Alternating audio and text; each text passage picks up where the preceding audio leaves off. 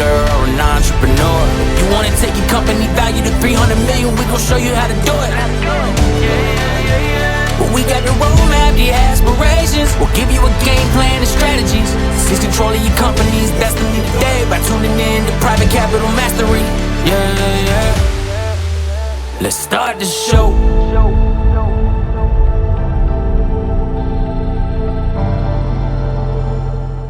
Welcome back to another episode of the Private Capital Mastery Podcast. I'm your host, Brian Franco, and for the next 6 episodes, I will be delving into 6 key pillars of our firm's approach to engaging with investors and buyers. So here are the 6 key pillars. Number 1, measure, because what gets measured gets multiplied. Number 2, architect. We need to have the end in mind and build your business to exit. Pillar number 3 is enhance. We need to increase the transferability and enterprise value of your company. Number 4, we're going to market, which means we're going to interact with the private capital markets and specifically target and focus on buyers and investors in the marketplace that align with your expectations and your needs. Number 5, engage. We're going to take active dialogues into account with each of these targets that we've identified in the private capital markets. And then pillar number 6, we're going to transact. And the phrase we use inside Meritage Partners is, if you can transact, then transact. And in this episode, we will share our transformative approach to measuring your company's enterprise value and maximizing transferability. Look, as the founder and CEO of Meritage Partners for the last 20 years, our firm has facilitated over $2 billion of capital for our clients. And I'm excited to share our insights from my playbook. Today, I will unveil strategies for not only engaging with buyers and investors in a dynamic market, I will also show you how to get in front of negotiations and eliminate unnecessary pitfalls. So let's dive in. We're going to explore how to identify and track the right key valuation indicators, or as we say, KVIs, that will exponentially enhance business valuation and unlock generational wealth through massive M&A transactions. So our estimate of value provides businesses with a holistic assessment of their company's value and identifies specific areas for improvement to enhance its marketability and attractiveness to buyers and investors. While the estimate of value is an estimate rather than a precise valuation, it serves as a valuable tool for business owners seeking to maximize the value of their company. From revenue, valuation to operational efficiencies, let's discuss how measurement serves as a catalyst for amplified enterprise value. But first, to understand the enterprise value of your company, you need to know what factors are driving and influencing the results made by buyers, analysts. I'm going to give you the top 10 key drivers and then provide specific details of each. Ready? Here we go. Number 1 is revenue and growth potential of your company. Another key driver, number 2, is the profitability and margins. Number 3 is going to be the market position and competitive advantage of your business. Number 4, what is the industry market dynamics? We have to understand that. Number 5, quality of assets and intellectual property. Not all companies will have intellectual property, but all companies will have some form of assets. Number 6, operational efficiency and scalability. If your business can't be scaled and it lacks efficiency, investors are just not going to be interested. Number 7, management team and leadership. Well, we all need it. And if it's not there, it certainly deteriorates the value of your business. Number 8, your customer relations and retention. A lot of us can earn customers, but not every one of us can retain those customers, and that is extremely important when thinking and focusing on your enterprise value. Number 9, the financial health and stability of your company. Absolutely crucial. And last but not least, number 10, the regulatory and legal compliance of your business.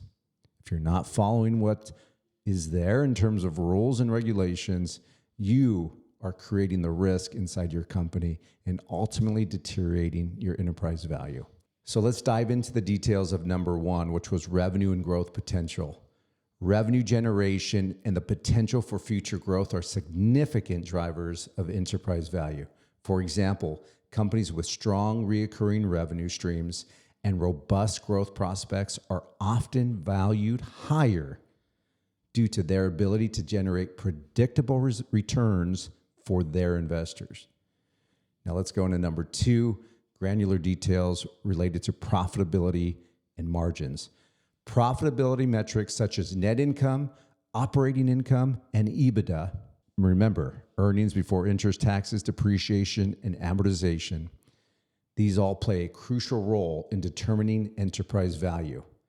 Companies with healthy profit margins and sustainable profitability are typically valued more favorably. In the market position and competitive advantage, this is number 3. Your company's market position, your brand strength, and your competitive advantage are important. They're absolutely important factors in influencing enterprise value. Businesses with a strong market presence, a loyal customer base, and a differentiated product or service often command higher valuations. Number 4 is the industry and market dynamics. Look, industry factors and market trends and macroeconomic conditions can impact enterprise value. But companies operating in growing industries or niche markets with high demand tend to have higher valuations compared to those in stagnant or declining sectors. And number 5, the quality of assets and intellectual property. As I mentioned, the quality and value of a company's assets, including tangible assets such as property, plant, equipment, as well as intangible assets such as intellectual property, patents, trademarks, and proprietary technology contribute to enterprise value. Number 6, operational efficiency and scalability. Are investors going to be interested in your business if you're not efficient? If you can't scale, if you can't replicate your model, they're going to have less interest in a situation like that. So efficient operations and streamlined processes and scalability are critical drivers of enterprise value. For example, companies that can achieve economies of scale, optimize resources, and adapt to changing market conditions are often valued higher due to their ability to generate sustainable growth and profitability. Number 7, the management team and the leadership.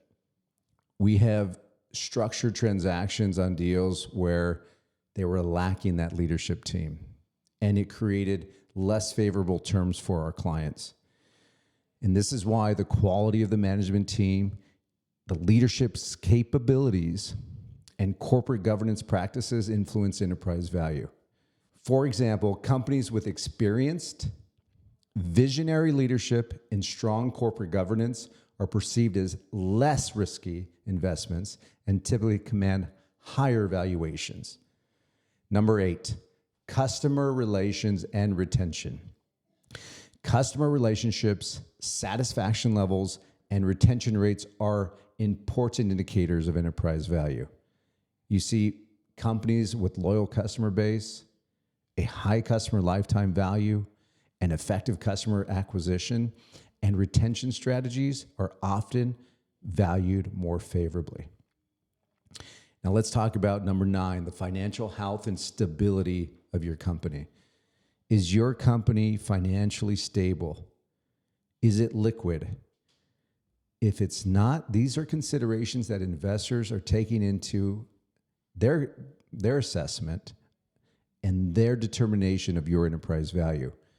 So if we're not a company with a strong balance sheet, And if we don't have manageable debt or sufficient cash flow to support the operations, let alone the growth of that company, these are obstacles that some operators are struggling with. And if you're not mastering this, if you're not best in class, the lack of financial health and stability are going to deteriorate your enterprise value. And last but not least, number 10, let's dive into the regulatory and legal compliance of your company, because the compliance with regulatory requirements, adherence to industry standards, and mitigation of legal risk contribute to enterprise value.